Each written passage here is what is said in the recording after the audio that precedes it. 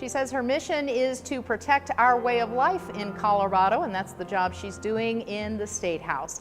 Hello, welcome to Comcast Newsmakers. We are here in the halls of the state capitol, and Representative Perry Buck is joining me now. Welcome. Thanks for being with us, Representative. Thank you so much for having me. Now, I know you really say a lot when you say you want to protect our way of life.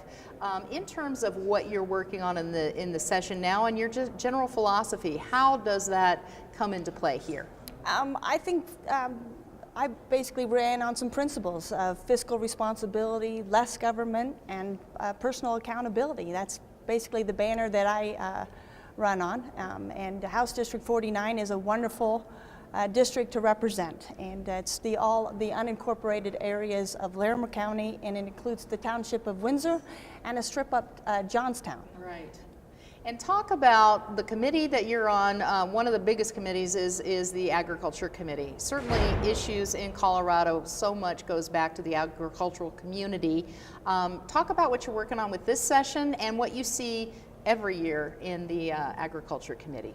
I think in agriculture, water is coming up many times in many different ways, and I think we're trying to protect agriculture.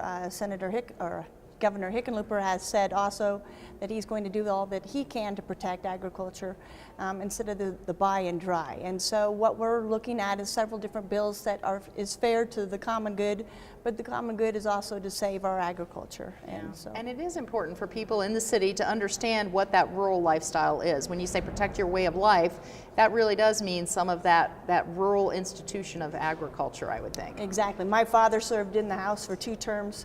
And my mother was on the school board for 8 years, and we all believe in public service, but it's all, more than anything, is representing the people, listening to the people, not to carry any agenda, but definitely represent the people the best you can. Right.